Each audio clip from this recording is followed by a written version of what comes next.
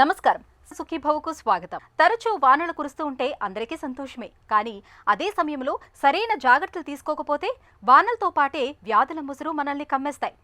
చిత్తడి పరిసరాలు, నిలువ నీటి మూలంగా ఈ వానాకాలంలో బ్యాక్టీరియా, వైరస్ల ఉధృతి ఎక్కువగా ఉంటుంది. అన్నిటికీ మించి ఈ సీజన్లో దోమల సంతతి బాగా వృద్ధి చెందుతూ ఉంటుంది. ఓవైపు దోమలు, మరోవైపు హానికారక బ్యాక్టీరియా, వైరస్లు ఇవన్నీ కలగలిసి ఈ వర్ష ఋతువులో మనకు రకరకాల అనారోగ్యాలను తెచ్చిపెడుతూ ఉంటాయి. తరచూ కురిసే వానలు, బురదతో కూడిన అపరిశుభ్రమైన పరిసరాల మూలంగా తాగునీరు కలుషితమై వాంతులు, విరేచనాలు, కామెర్లు, టైఫాయిడ్ వంటివి ప్రజారోగ్యానికి ప్రమాదకరంగా పరిణమిస్తూ ఉంటాయి. ఈ నేపథ్యంలో వానాకాలంలో పొంచి ఉండే వ్యాధులు, వాటిని నివారించుకునే మార్గాల గురించి ఇప్పుడు తెలుసుకుందాం.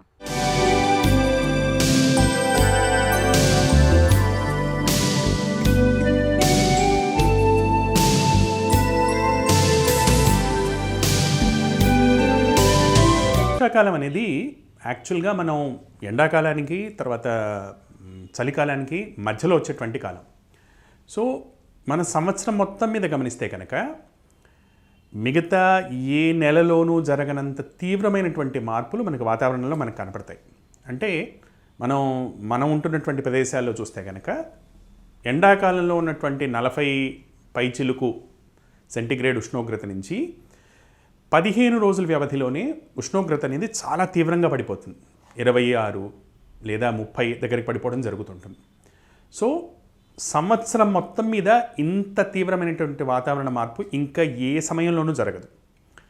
సో వాతావరణంలో తీవ్రమైన మార్పుకి శరీరం కూడా స్పందించడం వలన శరీరంలో ఇన్ఫెక్షన్స్ రావడానికి ప్రోన్నెస్ అనేది ఒకటి ఏర్పడుతుంది. అంటే శరీరం యొక్క మెటబాలిజం మారటము, అరిగించుకునే శక్తి మారటము, ఇమ్యూన్ సిస్టమ్ మారటము, ఇవి మనకి కనపడుతుంటాయి. ఇది మన శరీరంలో జరిగేటువంటి మార్పులు. ఇది కాకుండా మనం ప్రకృతిలో జరుగుతున్నటువంటి మార్పులు గమనిస్తే కనుక వర్షాకాలం ఆవిర్భావంతో నీటి లభ్యత అనేది పెరుగుతుంది. ఎక్కడ పడితే అక్కడ నీళ్లు ఉంటాయి. సో నీటి లభ్యత పెరగటం వలన చిన్న చిన్న కీటకాలు, క్రిములు, వీటికి జీవనోపాధి అనేది లభిస్తుంది. సో ఫర్ ఎగ్జాంపుల్ దోమలు కానివ్వండి, ఈగలు కానివ్వండి, లేదా ఇంకా అనేక రకాలైనటువంటి సూక్ష్మ క్రిములు నీళ్ల లభ్యత వలన వాటి ఉనికిని అవి పెంచుకోగలుగుతాయి.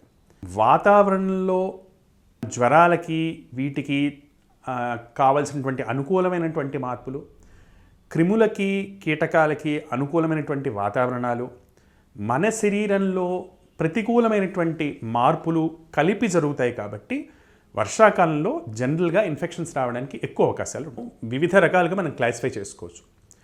మొట్టమొదట మనకు కనిపించేవి చలి వలన వచ్చేటువంటి ఇన్ఫెక్షన్స్. సో చల్ల గాలి వలన వస్తున్నటువంటి ఇన్ఫెక్షన్స్.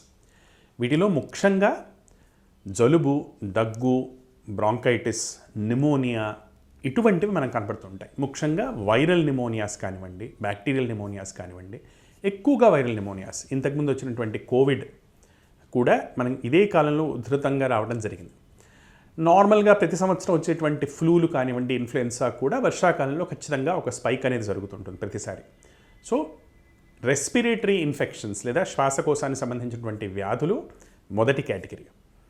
రెండో రకమైన కేటగిరీ కనుక మనం చూస్తే ఎక్కువగా ఈ క్రిములు, కీటకాలు వల్ల వచ్చేటువంటి జబ్బులు మనకి ఎక్కువగా కనపడుతుంటాయి. ఫర్ ఎగ్జాంపుల్ దోమల వల్ల వచ్చేటువంటి మలేరియా కానివ్వండి, చికెన్ గున్యా లాంటి జ్వరాలు కానివ్వండి, డెంగ్యూ లాంటి జ్వరాలు కానివ్వండి, ఎన్సెఫలైటిస్ లాంటి జ్వరాలు కానివ్వండి, ఏవేవైతే దోమల ద్వారా వస్తున్నాయో వాటి యొక్క వ్యాప్తి ఎక్కువగా చెందుతుంది ఇటువంటి కాలంలో. మూడవది కలుషితమైనటువంటి నీటి ద్వారా వచ్చేటువంటి అనేక రకాలైనటువంటి ఇన్ఫెక్షన్స్. ఈ కలుషితమైన నీటి ద్వారా ఒకటి మనకి అది డైరెక్ట్గా మనకి తగలటం ద్వారా వచ్చేటువంటి లెప్టోస్పైరోసిస్ కానివ్వండి, ఇటువంటి వ్యాధులు ఒకటైతే, అంటే ఒక కోవకి చెందినవైతే, రెండో కోవకి చెందినవి అవి తాగే నీటిలో కలవటం ద్వారా వచ్చేటువంటి వాంతులు, విరేచనాలు, అతిసారం, టైఫాయిడ్, డయేరియా లేదా డీసెంట్రీ లాంటి అనేక రకాలైనటువంటి వ్యాధులు. ఇవే కోవకి చెందినవి మనకి హెపటైటిస్ వ్యాధులు కూడా మనం చెప్పుకోవచ్చు. హెపటైటిస్ ఏ కానివ్వండి, హెపటైటిస్ ఈ కానివ్వండి, ఇటువంటి అనేక రకాలైనటువంటి వ్యాధులు మనకి నీటి ద్వారా వ్యాపిస్తాయి. తరచూ కురిసే వానలు అనేక వ్యాధికారకాలకు ప్రాణం పోస్తాయి. ఈ వైరస్లు మనం పీల్చే గాలి, తాగునీరు, తినే ఆహార పదార్థాల ద్వారా చాలా తేలికగా మనలోకి చేరిపోయి రకరకాల ఇన్ఫెక్షన్లను, జబ్బుల్ని తెచ్చిపెడతాయి. ఈ సీజన్లో అపారంగా వృద్ధి చెందే దోమల మూలంగా డెంగీ, గన్యా, మలేరియా వంటి విషజ్వరాలు కూడా ప్రబలుతూ ఉంటాయి. వానాకాలంలో పొంచి ఉండే వ్యాధుల ముప్పు గురించిన మరిన్ని వివరాలను ఇప్పుడు తెలుసుకుందాం.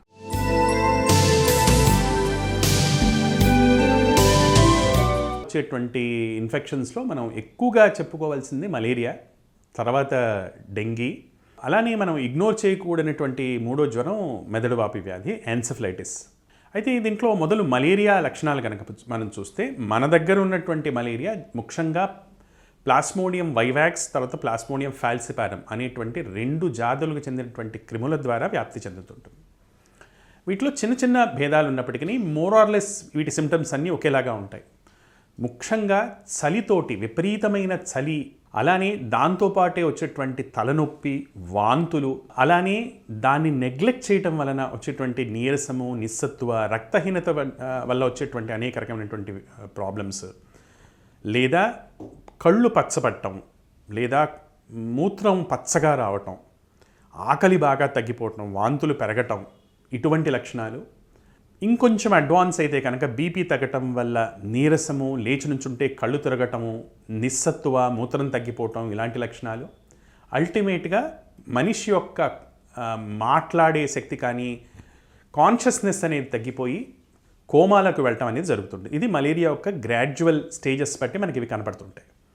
డెంగీలో కనుక మనం చూస్తే, డెంగీలో మనం ముఖ్యంగా 3 ఫేజెస్ చెప్పుకోవచ్చు. మొదటి ఫేజ్ ఎప్పుడైతే జ్వరం అనేది ఇంకా ఉంటుందో, సో జ్వరం ఉన్నప్పుడు ఒకేసారి మొదలయ్యే హై ఫీవర్, సడన్గా అప్పటిదాకా నార్మల్గా ఉన్నటువంటి వ్యక్తికి ఒకటేసారి 102, 103 ఇటువంటి తీవ్రమైనటువంటి జ్వరం రావటం, ఒక్కోసారి చలితో కూడుకొని లేదా జనరల్గా ఒళ్ళు నొప్పులతో కూడుకొని వచ్చేటువంటి జ్వరం, జ్వరంతో పాటు కీళ్ళ నొప్పులు కానీ, నడుం నొప్పి కానీ, కంటి వెనకాల భాగంలో ఉండేటువంటి నొప్పి కానీ మనం ఎక్కువగా చూస్తుంటాం. సో ఈ జ్వరం బాగా ముదిరి కొంతమందిలో మాత్రం మనకి రక్త కణాలు తగ్గిపోవటం వల్ల వచ్చేటువంటి మార్పులు మనకి ఎక్కువగా కనపడుతుంటాయి.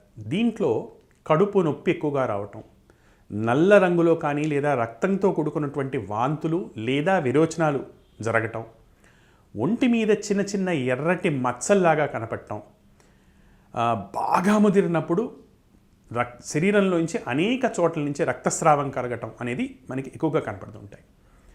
ఇక డెంగ్యూ కనుక బాగా ఎక్కువగా సివియర్గా ఉండి డెంగ్యూ హెమరేజిక్ సిండ్రోమ్లోకి వెళ్తున్నటువంటి దశలో బాగా నీరసము, నిస్సత్తువ, లేవలేకపోవటం, లేచి నుంచుంటే కళ్ళు తిరగటం, కడుపు ఉబ్బరంగా ఉన్నట్టు అనిపించడం, కాళ్ళలో వాపులు రావటం, మూత్రం ఫామ్ అవటం అనేది తగ్గిపోవటం, మనిషి మందంగా, అంటే మనిషి యొక్క ఆలోచనలు, మాట్లాడడం అంతా మందంగా అయిపోవటం, ఆఖరికి కోమాలో వెళ్ళటం అనేది మనం ఎక్కువగా చూసేటువంటి 3rd స్టేజ్గా మనం డెంగ్యూలో చెప్పుకోవచ్చు. ఇక మూడోదైనటువంటి జాపనీస్ ఎన్సెఫలైటిస్ లేదా మెదడువాపి వ్యాధికి సంబంధిస్తే కనుక స్టార్టింగ్తోనే హై ఫీవర్ తోటి పిల్లలకి, ముఖ్యంగా ఇది పిల్లల్లోనూ అడాలసెంట్స్లోనూ ఎక్కువగా వస్తుంది కనుక జ్వరంతో పాటు సరిగ్గా మాట్లాడలేకపోవటం, ఏదో మాట్లాడుతూ ఉండటం, ఫిట్స్ లాంటివి రావటం, ఇటువంటి లక్షణాలతోటి వీళ్ళు ఎక్కువగా మనకి కనపడుతుంటాయి. మలేరియా యొక్క వ్యాధిలో మనం అది వైవాక్స్ అయితే కనుక సింపుల్ క్లోరోక్విన్ టాబ్లెట్స్ కానీ ప్రైమాక్విన్తో కూడుకున్నటువంటి క్లోరోక్విన్ టాబ్లెట్స్తో జనరల్గా ఇది తగ్గిపోతుంది. అదే ఫాల్సిపారం అయితే కనుక అలా కాకుండా కొంచెం అడ్వాన్స్డ్ డ్రగ్స్, ఆర్టీమీథర్ కానీ, ఆర్టిసినివేట్ కానీ, ఇటువంటి మందుల్ని వాడాల్సినటువంటి అవసరం ఎంతన్నా పడుతుంది. అయితే కొన్ని చోట్ల రెసిస్టెన్స్ ఉండటం అనేది జరుగుతుంది కనుక కాంబినేషన్ డ్రగ్స్ కూడా మనం మలేరియాలో ఎక్కువగా వాడడం జరుగుతుంది ప్రస్తుతం. ఇక డెంగీకి వస్తే కనుక డెంగీ వైరస్ని చంపగలిగేటువంటి మందులు అనేవి ఏవీ లేవు. సో డెంగ్యూలో ఎక్కువగా ఉన్నటువంటిది సపోర్టివ్ కేర్. రక్త కణాలు 1,00,000 కన్నా ఎక్కువ ఉన్నటువంటి వాళ్ళకి ఇంట్లోనే ఉండి సింపుల్ పారాసిటమాల్ లాంటి బిళ్ళలు, నొప్పి బిళ్ళలు వాడకుండా ఉండటం అనేది వాళ్ళకి చాలా ఇంపార్టెంట్. కానీ తీవ్రంగా జబ్బు ఉన్నటువంటి వాళ్ళు, 50,000 కంటే రక్త కణాలు తక్కువగా పడి ఉన్నటువంటి వాళ్ళు, బీపీ తక్కువగా ఉన్నటువంటి వాళ్ళు, అనేక ఇతర జబ్బులు ఉన్నటువంటి వాళ్ళు హాస్పిటల్లో ఉండి దీనికి ఐవీ ఫ్లూయిడ్స్ కానివ్వండి, లేదా రేర్గా అంటే బ్లీడింగ్ అవుతున్నటువంటి వాళ్ళలో 10,000 కంటే రక్త కణాలు తక్కువగా ఉండి బ్లీడింగ్ అవుతున్నటువంటి వాళ్ళలో తిరిగి ప్లేట్లెట్స్ ఎక్కించడం, ర్యాండమ్ ప్లేట్లెట్స్ కానీ లేదా కుదిరినప్పుడల్లా సింగిల్ డోనార్ ప్లేట్లెట్స్ కానీ ఎక్కించడం దీనికి ప్రాథమికమైనటువంటి చికిత్స. ఇక 3 జాపనీస్ బీ ఎన్సెఫలైటిస్లో మెదడు వాపు వ్యాధిలో వచ్చేటువంటి సిమ్టమ్స్, ఫిట్స్ కానివ్వండి, వాటిని తగ్గించడానికి ఇచ్చేటువంటి మందులు, యాంటీ ఎపిలెప్టిక్ డ్రగ్స్ కానీ, మెదడు యొక్క వాపు లేదా సెరెబ్రల్ ఎడిమాని తగ్గించేటువంటి యాంటీ ఎడిమా మెజర్స్ కానీ, జ్వరానికి ఇచ్చేటువంటి మిగతా ఇవి కానీ, రేర్గా మనం వాడేటువంటి స్పెసిఫిక్ యాంటీ మైక్రోబ్ వచ్చేటువంటి ఒక ఇన్ఫెక్షన్. సో ఇది పేగుకు సంబంధించినటువంటి ఇన్ఫెక్షన్ కనుక దీని లక్షణాలన్నీ పేగు యొక్క ఫంక్షన్కి సంబంధించి ఉంటాయి. సో ఆకలి తగ్గిపోవటం, అరుగుదల తగ్గిపోవటం, కొంచెం తినంగానే కడుపు బాగా ఉబ్బరంగా ఉండటం, ఆకలి బాగా మందగించటం, వాంతులు అవ్వటము, మోషన్ అనేది ఏదర్ కట్టుబట్టడం లేదంటే కాన్స్టిపేషన్ డెవలప్ అవ్వడం లేదా విరోచనాలు అవ్వటం, దీనిలో ముఖ్యమైన లక్షణాలు ఇవిగా కనబడుతుంటాయి. ఇవి కాకుండా జ్వరం అనేది ఒక పర్టికులర్ ప్యాటర్న్తో మనం ఈ జ్వరాన్ని చూస్తుంటాం. అంటే ప్రతిరోజుకి దినదినాభివృద్ధి చెందుతూ నిన్నట్టున్న జ్వరం కన్నా మరుసటి వచ్చే జ్వరాన్ని ఇంకొంచెం ఎక్కువగా పెరగటం ఇలా చూస్తుంటాం. టైఫాయిడ్ యొక్క ట్రీట్మెంట్ ప్రస్తుతం అనేక రకాలైనటువంటి యాంటీబయాటిక్స్ రెసిస్టెన్స్ ఉన్నాయి కాబట్టి 2 రకాలుగా ఉంటుంది. ఒకటి కాంబినేషన్ యాంటీబయాటిక్స్, కాంబినేషన్తో కూడినటువంటి యాంటీబయాటిక్ ట్యాబ్లెట్లని ఇప్పటికీ దీంట్లో వాడటం జరుగుతుంది. లేదా ఇంజెక్షన్లా ఇచ్చేటువంటి కాంబినేషన్స్, ఒక ఇంజెక్టబుల్ సెఫలోస్పోరిన్తో పాటు అలానే అజిత్రోమైసిన్ లాంటి ఒక సెకండ్ డ్రగ్ని యాడ్ చేసి ఇంజెక్టబుల్గా ఇవ్వటం అనేది దీనిలో మెయిన్గా జరిగేటువంటి చికిత్స. దాంతోపాటు తేలికమైనటువంటి ఆహారం, తేలిగ్గా అరిగేటువంటి ఆహారం, పారాసెటమాల్ ఇటువంటివి సపోర్టివ్ కేర్, రేర్గా ఐవీ ఫ్లూయిడ్స్ దీనికి అవసరం పడుతుంటాయి. వర్షాకాలంలో చల్ల గాలి వల్ల అనేక రకాలైనటువంటి క్రిములకి జీవించే అవకాశం పెరుగుతుంది కనుక గాలి ద్వారా వచ్చేటువంటి ఇన్ఫెక్షన్స్, పర్టికులర్లీ నిమోనియాస్ కూడా పెరుగుతుంటాయి. నిమోనియాని డయాగ్నోస్ చేయడానికి సింపుల్ క్లినికల్ ఎగ్జామినేషన్తో మొదలుకొని, అంటే మనిషి ఎగ్జామిన్ చేసి లంగ్స్ని పరీక్ష చేస్తే లంగ్స్లో కనపడేటువంటి మార్పులతో మొదలుకొని చెస్ట్ ఎక్స్రే కానీ లేదా చాలా తక్కువ సార్లు అవసరమైతే ఒక సిటీ స్కాన్ ద్వారా కానీ దీన్ని డయాగ్నోస్ చేయడం మనకు కుదురుతుంటుంది. తెమడ పరీక్షలు కూడా అప్పుడప్పుడు దీనికి అవసరం అవుతాయి. అంటే ఏ బ్యాక్టీరియా పెరుగుతోంది, దాని సెన్సిటివిటీ ఏంటి అని తెలుసుకోవడానికి దీని పరీక్షలు అవసరం అవుతుంటాయి. ట్రీట్మెంట్ విషయానికి వస్తే మొత్తం స్పెక్ట్రమ్ని కవర్ చేసేటువంటి యాంటీబయాటిక్స్, అంటే డాక్సీసైక్లిన్ లాంటి మందులు కానివ్వండి, లేదా ఓరల్గా వాడేటువంటి ఆగ్మెంటిన్, అమాక్సిక్లావ్ కానీ అమాక్సిసిలిన్ క్లావ్లినిక్ యాసిడ్ లేదా అసిథ్రోమైసిన్ లాంటి మందులు కానివ్వండి, కాంబినేషన్లో వాడటం జరుగుతుంటుంది. లేదా వ్యక్తి యొక్క స్థితిగతుల్ని బట్టి తనటువంటి వయస్సు, షుగర్ ఉందా లేదా, గుండె జబ్బులు ఉన్నాయా లేదా, కిడ్నీ ప్రాబ్లమ్స్ ఉన్నాయా లేదా, ఇలాంటి వేరే జబ్బుల్ని బట్టి, ఆరోగ్య పరిస్థితుల్ని బట్టి ఇంజెక్టబుల్ యాంటీబయాటిక్స్, అది సింపుల్ సెఫలోస్పోరిన్స్ దగ్గర నుంచి లేదా కాంప్లికేటెడ్ లేదా అడ్వాన్స్డ్ డ్రగ్స్ వరకు దీనికి వాళ్ళ పరిస్థితి బట్టి, వాళ్ళు వచ్చినటువంటి వ్యాధి అవస్థ బట్టి వాళ్ళ యాంటీబయాటిక్ చాయిస్ అనేది మనం సెలెక్ట్ చేసుకోవాల్సిన అవసరం ఉంటుంది. ప్రాణాధారమైన తాగునీరు కలుషితమైతే అదే మన పాలిట కాలకూట విషయంగా మారుతుంది. ఈ సీజన్లో అనారోగ్య సమస్యలు చాలా వరకు కలుషిత నీటి మూలంగానే వస్తూ ఉంటాయి. ఈ నేపథ్యంలో కలుషిత నీటి మూలంగా సంక్రమించే వ్యాధులను నివారించుకునేందుకు ఏం చేయాలి? ప్రజారోగ్యం పాలిట పెనువిపత్తులా పరిణమించే అంటువ్యాధుల బెడదను తప్పించుకునేందుకు ఎలాంటి జాగ్రత్తలు తీసుకోవాలో ఇప్పుడు తెలుసుకుందాం.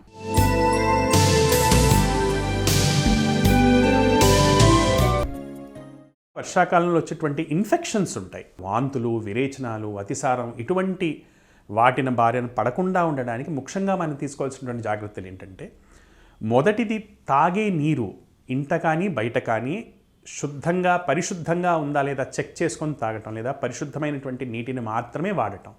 ఎందుకంటే కలుషితమైన నీటి ద్వారా వచ్చేటువంటి ఛాన్సెస్ చాలా ఎక్కువగా ఉంటాయి వర్షాకాలంలో. సో కాచి చల్లార్చి సేఫ్గా ఉంచినటువంటి నీటిని మాత్రమే వాడటం. ఆహారం తీసుకునే ముందర ఇంట్లో కానీ బయట కానీ ఖచ్చితంగా చేతులు కడుక్కున్న చేతులతో శుభ్రంగా ఉన్నటువంటి పరికరాల ద్వారా మాత్రమే ఆహారాన్ని తీసుకోవటం. అది మనం వాడేటువంటి ప్లేట్స్ కానివ్వండి, పేపర్లు కానివ్వండి, ఏదన్నా శుద్ధంగా ఉన్న వాటి ద్వారానే తీసుకోవటం. అలానే ఇన్ఫెక్షన్ వచ్చినప్పుడు కనుక, వాంతులు, విరేచనాలు ఇలాంటివి వచ్చినప్పుడు అతిగా ఆహారాన్ని మానేసి ముఖ్యంగా ద్రవమైనటువంటి ఆహారం, మన అవసరం బట్టి ద్రవాల్ని తీసుకుంటూ ఉండటం ద్వారా జనరల్గా వీటి బారిన నుంచి మనం బయటపడవచ్చు. చాలా తక్కువ అవసరాల్లో మాత్రమే బ్యాక్టీరియల్ ఇన్ఫెక్షన్ ఉండి, అంటే జ్వరంతో కూడుకొని మోషన్లో రక్తం కానీ జిగురు కానీ పడుతున్నటువంటి వాళ్ళకి మాత్రమే యాంటీబయాటిక్స్ యొక్క అవసరం ఉంటుంది. వర్షాకాలంలో జ్వరాల బారిన పడకుండా ఉండడానికి మనం ఏం చేయగలం? మొదలు మన పర్యావరణాన్ని చక్కగా పెట్టుకోవడం దగ్గర నుంచి మనం మొదలెట్టాలి. మన ఇంటి చుట్టూత చెత్త పడేయకుండా మన చెత్తని మనం ప్రాపర్గా డిస్పోజ్ చేయటం, ఎక్కడంటే అక్కడ ఉమ్మి వేయటం, ఎక్కడంటే అక్కడ దగ్గటం, తుమ్మటం లాంటి అలవాటుని మనం మానుకోవటం. రెండవది, మన జీవన సరళిని మనం మెరుగుపరుచుకోవటం, టైంకి భోజనం చేయటం, టైంకి పడుకోవటం, ఇది మనం రెండో కర్తవ్యం. మూడవది, వర్షాకాలంలో ఎండాకాలంలో ఉప్పు శాతం ఎక్కువగా అవసరం పడుతుంది కనుక ఉప్పుతో కూడుకున్నటువంటి ద్రవ పదార్థాలు కానివ్వండి, తేలికపాటి పచ్చళ్ళు కానివ్వండి, వీటితో కూడుకున్నటువంటి ఆహారాన్ని, వేడివేడిగా ఉన్నటువంటి హెల్తీ హైజీనిక్ ఫుడ్ని తీసుకోవటం, ఇవి మనం చేయగలిగినటువంటి మూడో జాగ్రత్త. ఇవి కాకుండా ఎప్పుడన్నా మనం బయటికి వెళ్తున్నప్పుడు మురికి నీటిలో మనం నడవకుండా, మురికి నీటికి మనం ఎక్స్పోజ్ కాకుండా, డ్రైనేజ్ వాటర్కి మనం ఎక్స్పోజ్ కాకుండా, అలానే బయటికి వెళ్ళేటప్పుడు దోమల బారిన పడకుండా ఫుల్ హ్యాండ్స్ వేసుకోవటం కానివ్వండి, లేదా మస్కిటో నెట్స్ వాడటం కానివ్వండి, మస్కిటో రెపెల్లెంట్స్ వాడటం కానివ్వండి, ఈ జాగ్రత్తలు కనుక మనం పాటిస్తే జనరల్గా వర్షాకాలంలో వచ్చేటువంటి చాలా రకాల ప్రాబ్లమ్స్ నుంచి మనం తప్పించుకోగలుగుతాం. వానాకాలంలో పరిసరాల్ని పరిశుభ్రంగా ఉంచుకోవటం చాలా ముఖ్యం. పరిసరాల్లో నీరు నిల్వ లేకుండా చూడాలి. అలాగే దోమల సంతతి వృద్ధి చెందకుండా ముందస్తు నివారణ చర్యలు తీసుకోవాలి. ఇక తినే తిండి, తాగే నీరు కలుషితం కాకుండా చూసుకోవాలి. వర్షాకాలంలో ఈ జాగ్రత్తలు తీసుకుంటే అంటువ్యాధుల బెడదను మనం చాలా వరకు నివారించుకోవచ్చు.